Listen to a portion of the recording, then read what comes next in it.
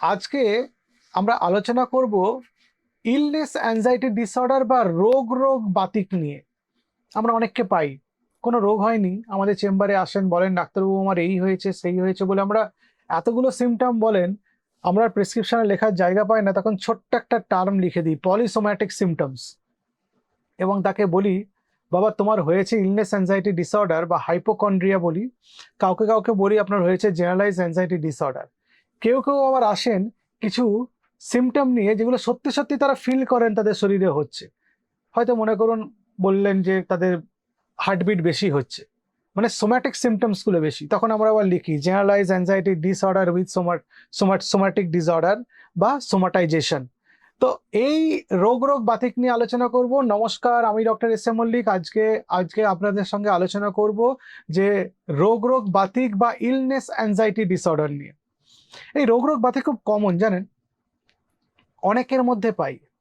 এবং আমার একজন সিনিয়র আমাকে আজ থেকে প্রায় 20 বছর আগে বলেছিলেন যে তার চেম্বারে যত পেশেন্ট আসেন তার 40% হচ্ছে এই বাতিক থাকার জন্য আসেন।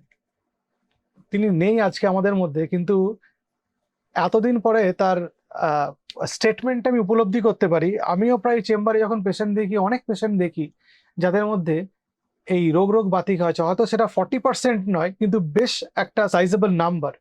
তো আমরা আজকে এই জিনিস নিয়ে আলোচনা করবো, এই জিনিসটা কি, কেন হয়, এটা থেকে মুক্তি পাওয়ার উপায়, এটা কি সোশ্যাল বা ইকোনমিক ইম্প্যাক্ট আছে সেটা নিয়েও আলোচনা করব। অনেকের মনে থাকে একটা পারসিস্টেন্ট ফিয়ার অফ ইলনেস বলে, মানে একটা অনেক দিন ধরে মনের মধ্যে রোগ নিয়ে চলতে থাকা ভয় এবং ভাবনা।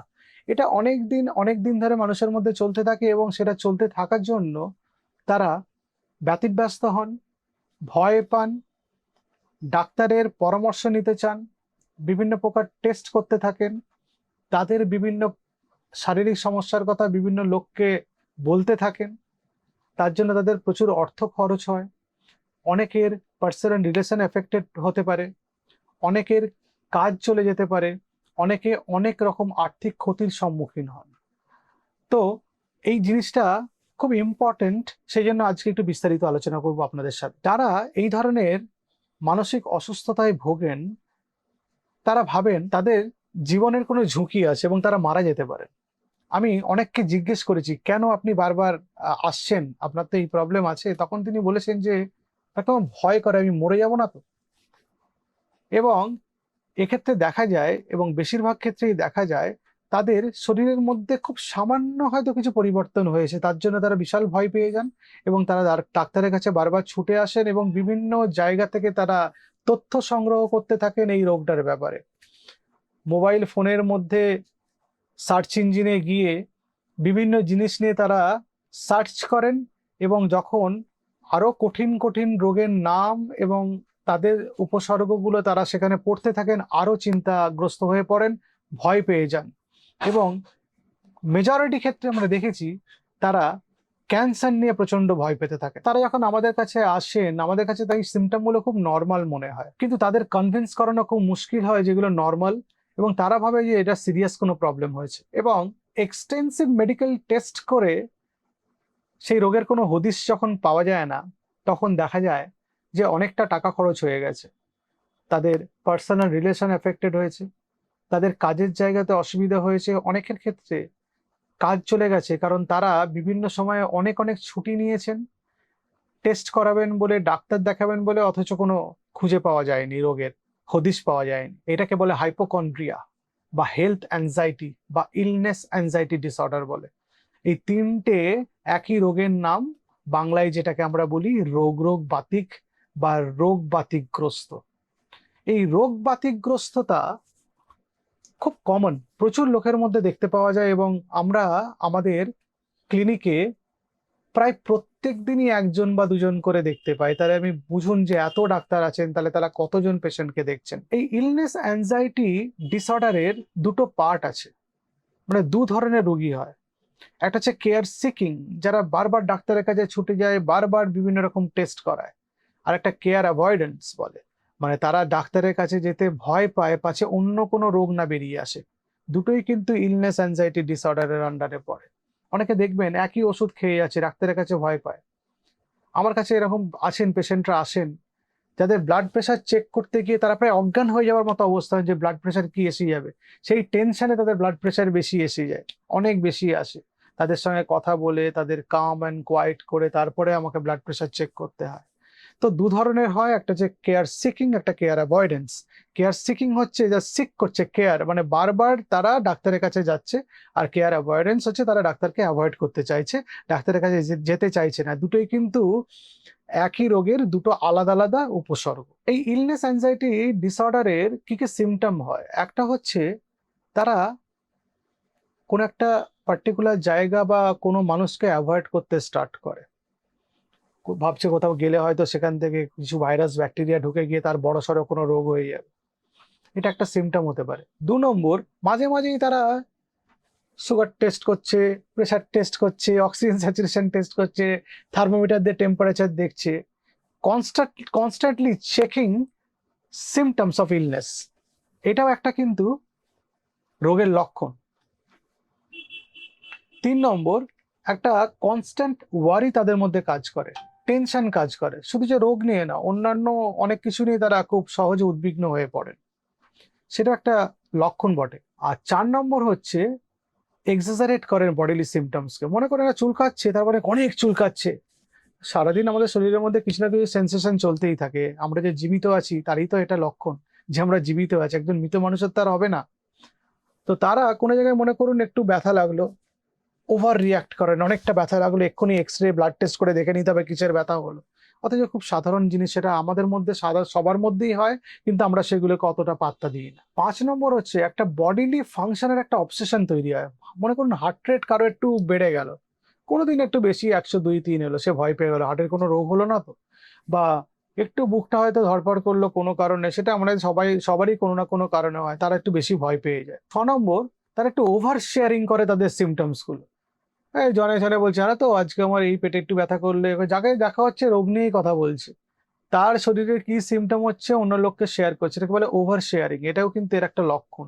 7 নম্বর সিমটম, যে তারা তাদের নিয়ার অ্যান্ড ডিয়ার ওয়ান্স এর কাছ থেকে সবসময় রিঅ্যাসুরেন্স চাইছে, তাদেরকে বলতে হবে না না তোমার কিচ্ছু হয়নি বাবা, এটা নর্মাল, এরকম বারবার তাদের বলতে হবে, তারা শুনতে চায় এটা, সেই জন্য তারা বিভিন্ন লোককে বিভিন্ন তার শারীরিক অসুবিধার কথা বলতে থাকে। আর 8 নম্বর হচ্ছে নর্মাল আমাদের বডিতে যে সিমটম বা লক্ষণ বা আমাদের বডির যে ফাংশন গুলো হয় সেটাকেই তারা ভয় পেয়ে যায়। কারো শরীরে ঘাম হলো, কেন আমার ঘাম হলো, তাহলে হার্টের অসুখ হয়ে গেল না তো, বা কারো গ্যাস বেরোলো, কেন গ্যাস বেরোলো, তাহলে পেটে গ্যাস হয়ে গেল না তো, সেই গ্যাসটা মাথায় উঠে স্ট্রোক হয়ে যাবে না তো, এরকম ভাবতে থাকে। ফলে নর্মাল সিমটম গুলোকেই অনেক বেশি বেশি তারা ভাবতে আরম্ভ করে। এবার হাইপোকন্ড্রিয়া কেন হয়, সারা পৃথিবীতে প্রচুর গবেষণা হয়েছে জানেন, আজ অব্দি কেউ খুঁজে বের করতে পারেনি হাইপোকন্ড্রিয়া কেন হয়, কেউ জানে না। তবে দেখা গেছে কারো কারো ফ্যামিলিতে হাইপোকন্ড্রিয়ার হিস্ট্রি আছে, বা স্ট্রেস আছে কারোর মধ্যে, বা কারোর মধ্যে অ্যাংজাইটি ডিসঅর্ডার আছে ফ্যামিলিতে, বা কারো ফ্যামিলিতে একটা ট্রমার হিস্ট্রি আছে, মেজর কোনো ইনসিডেন্স হয়েছে, বা কারো ফ্যামিলিতে মেন্টাল ডিজিজের হিস্ট্রি আছে। তো দেখা গেছে হাইপোকন্ড্রিয়া তাদের মধ্যে বেশি কমন। তো হাইপোকন্ড্রিয়ার কমপ্লিকেশন বা জটিলতা কি, একটা হচ্ছে তো একটা কনস্ট্যান্ট একটা স্ট্রেস, মানসিক শারীরিক শারীরিক স্ট্রেস, এই কারণেই আপনাকে ডাক্তারের কাছে যাওয়া, ওয়েট করা, টেস্ট করতে যাওয়া, রিপোর্ট নিয়ে আসা, আবার ডাক্তারের কাছে যাওয়া, আবার কোনো একটা পছন্দ হলো না আরেক জায়গায় যাওয়া, সেই জিনিসগুলো করতে একটা ফিজিক্যাল স্ট্রেস হয়। তার সঙ্গে মেন্টাল স্ট্রেসও তো হতেই পারে, মেন্টাল স্ট্রেস তো অনেক কারণেই হচ্ছে, সারাদিন এটা নিয়ে ভাবতে থাকছে, সেটা নিয়ে মেন্টাল স্ট্রেস হচ্ছে। এবং রিলেশনস এফেক্টেড হচ্ছে, মনে করুন কারো একজন গার্লফ্রেন্ড বা বয়ফ্রেন্ড আছে, সে ইলনেস অ্যাংজাইটি ডিসঅর্ডারে ভুগছে, তো বিরক্ত হয়ে যাবে 2 দিন বাদে, তো ব্রেকআপ হচ্ছে, বা দূরে থাকতে চাইছে বা অ্যাভয়েড করতে চাইছে, তো সেই জিনিসটা থেকে একটা তো সেটাও একটা মেন্টাল স্ট্রেস বলতে পারেন। 2 নম্বর, প্রচুর প্রচুর মেডিকেল বিল হয়ে যায়, খরচ খুব বেশি হয়ে যায়, বুঝতেই পাচ্ছেন। 3 নম্বর, কাজের জায়গাতে ঠিকঠাক পৌঁছতে পারছে না, কাজের জায়গায় গন্ডগোল হচ্ছে, ফলে কাজ চলে যাওয়ার একটা সম্ভাবনা হচ্ছে, বা ডিমোশন হচ্ছে, প্রমোশন তো হচ্ছে না, উল্টে তার কাজের জায়গাতে তার গুরুত্ব কমে যাচ্ছে। আর তার সঙ্গে মেডিকেল ডিসেবিলিটি বা আনএমপ্লয়মেন্ট এগুলো তো বেড়ে যাচ্ছে, জবলেস লোকের সংখ্যা বেড়ে যাচ্ছে, সে তো আর কাজ করতে যেতে পারছে না, সারাদিন তো রোগ নিয়েই ভাবছে, কাজ করতে গিয়ে শান্তি মনে কাজ করবে কখন। আমেরিকান সাইকিয়াট্রি অ্যাসোসিয়েশন এই ইলনেস অ্যাংজাইটি ডিসঅর্ডার যে ডায়াগনোসিস হবে তার একটা ক্রাইটেরিয়া বের করেছে, 6টা ক্রাইটেরিয়া আছে। আমি আপনাদের বলে দিচ্ছি।